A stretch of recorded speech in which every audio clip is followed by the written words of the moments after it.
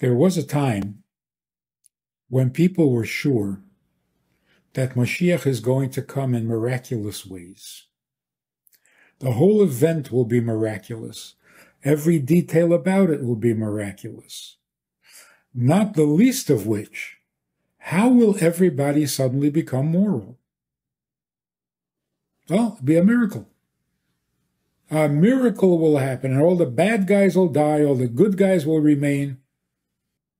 How will everybody know the Mashiach came? It'll be a miracle. How are we all going to go back to Israel? It'll be a miracle. How will we all fit? There will be room for everybody in Israel, particularly after the resurrection of the dead, when people from 4,000 years are going to get to...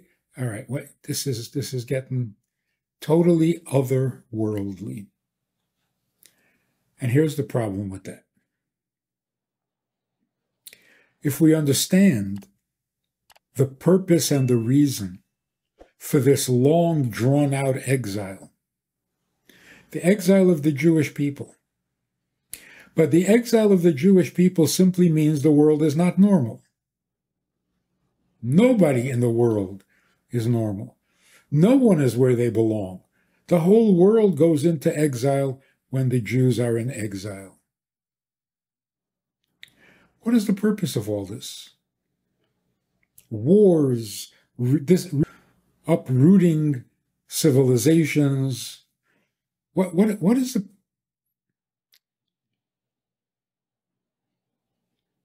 In fact, what is the purpose of the enslavement in Egypt, the coming out of Egypt, the event at Sinai, the revelation, the Ten Commandments?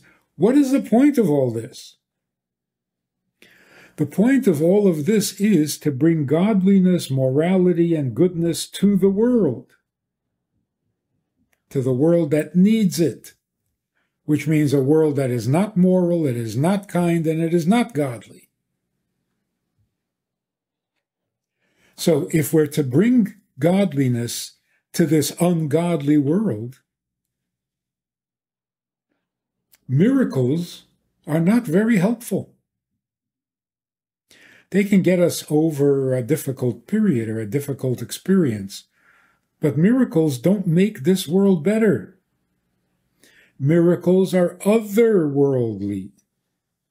A miracle is a supernatural event. If you need a supernatural event, it's because nature is not doing what it should.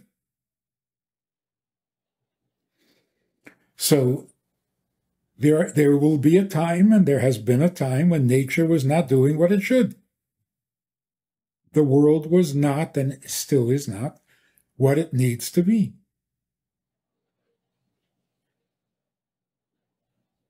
But because of our efforts, through our devotion, because of our service of God, we bring heaven down to earth, we bring God down to earth.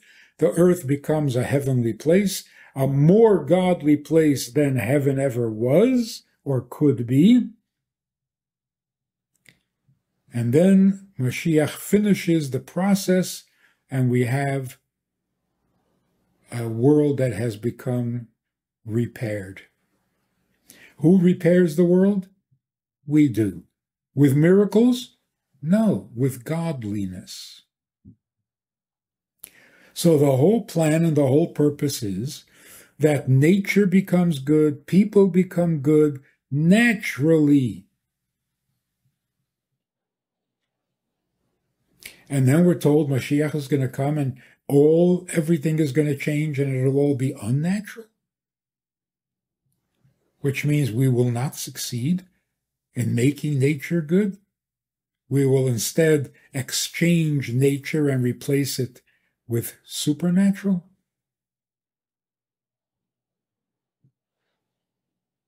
That's not good news. The coming of Mashiach has to be absolutely natural.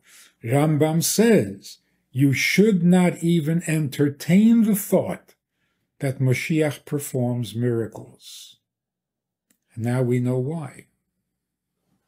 If, when he comes, nature is still not good, and the only way to get goodness is to cancel nature and go beyond nature, then our whole history has been in vain. God forbid. Can't be.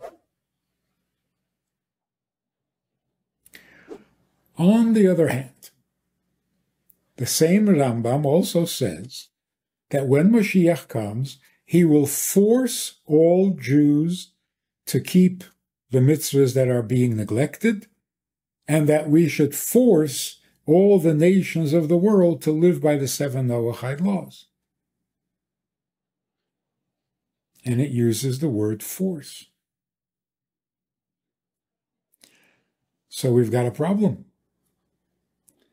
After all of our efforts, all the self-sacrifice, all the devotion, the blood and the tears, Mashiach will finally come.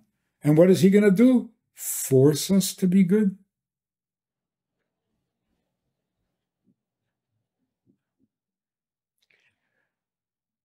The Rebbe explained it, because it can't mean literally. It can't mean force against our will. Because if we still don't want, then we're not ready for Mashiach. Here's how the Rebbe explains it. A human being has freedom of choice. If I want to take away your freedom of choice, what can I do? How do I take away your freedom of choice?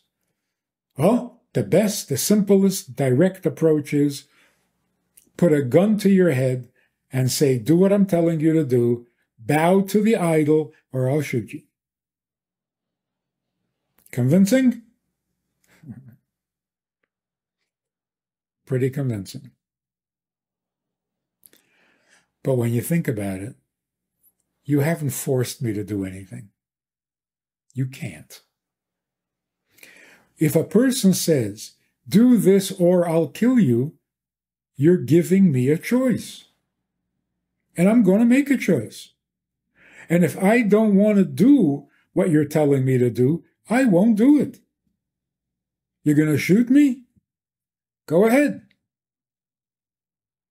You shoot me, you don't get what you want. I win. See, you can't make me do it. In other words, the threat of pain, the threat of death, cannot take away my freedom of choice. It can make me lean towards one way or the other, but in the end, I decide. If you don't obey the laws of the land, we're going to throw you out of the land. I've taken away your freedom of choice? Not at all. I'm not going to do it. Throw me out. So what does it mean when Rambam says that Moshiach is going to force us? You can't force. In some sense, if you're threatened with pain or death, and you therefore violate a commandment, you are not guilty of a violation, because we say that you were coerced. So, of course, on a certain level, it does infringe on your freedom of choice, but not in the ultimate sense. Ultimately, you're making a choice. So when we read in the Shema, you should love God with all your heart, all your soul, and all your might. All your heart means wholeheartedly, not dual loyalties. All your loyalty is to God and nowhere else. We have no king but you. Ein lanu melech ela ata. That's wholehearted. That's with all your heart. And what is with all your soul? With all your soul means even if it cost you your life. So you serve God wholeheartedly, no other God, no other agenda, and you do it even at the cost of your life. Well, beyond that, in addition to that, you should also serve God with all your might. Well, what in the world does that mean? I already gave up my life. What more do you want? And it's not like I regret I have but one life to give for my country. Giving 2 lives is the same as giving 1 life. You just do it twice. So what does it mean with all your might? What more devotion can there be than giving up your life?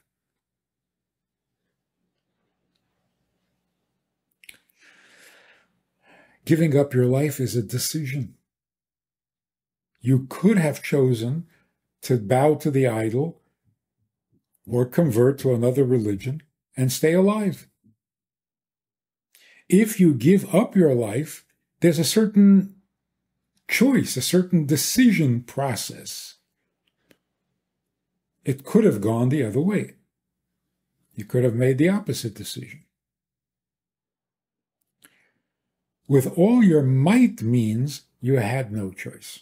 You can't. You cannot do something that God does not approve of.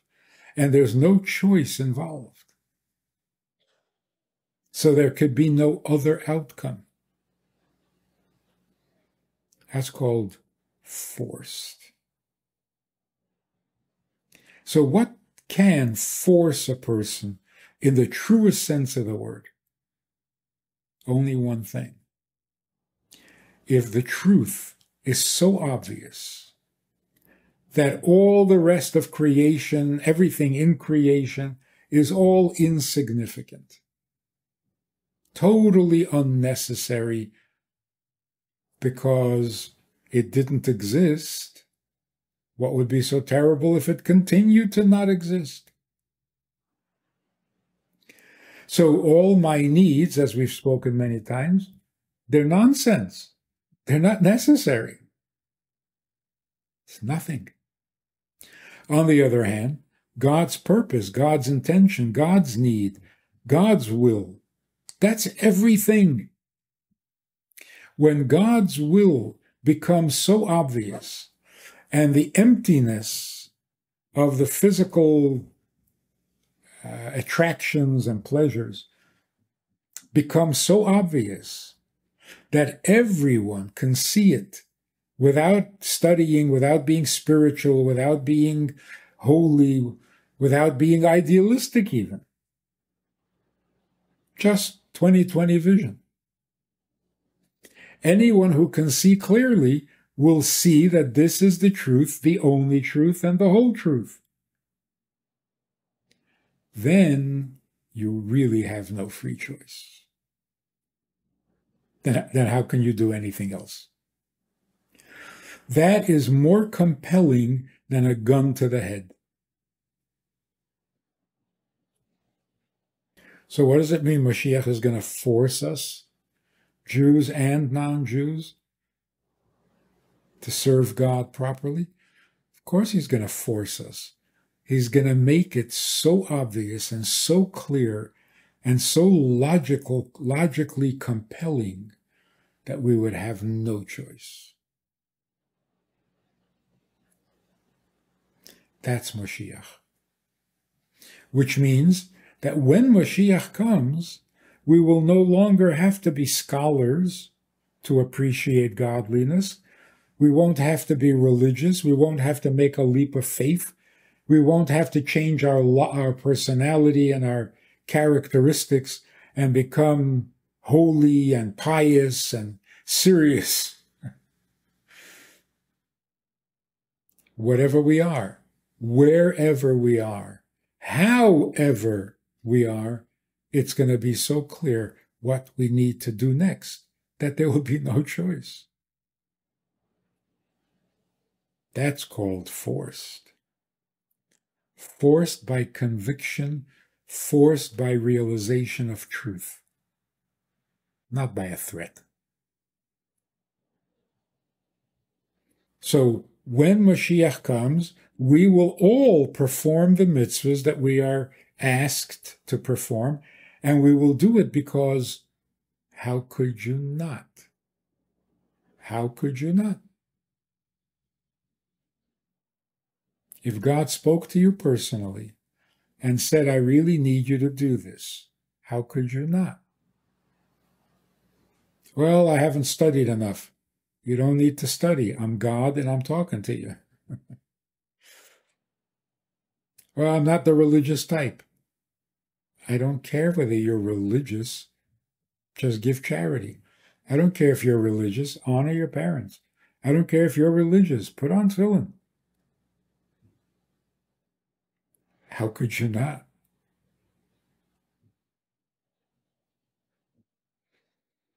That's what's going to happen when Moshiach comes. Until then, we do have to be a little idealistic. We do have to try a little bit to get beyond our lazy natures. And we do have to study, discuss, think about it, and bring ourselves to the realization. Once Mashiach comes, the realization will be involuntary, which will be nice, but it's not the best. The best is when on our own initiative, human initiative, within the laws of nature, come to the recognition through thoughtfulness, through maturity, through an innate wisdom. God is real. Creation is just a tool. So, how can you not do what you were created for? If you enjoyed this conversation or this topic, and you're looking for more information, or you want to hear it again from another angle, there's a way to do that. And that is in this book. It's all there. Order it from Amazon. You can read it, reread it, and share it.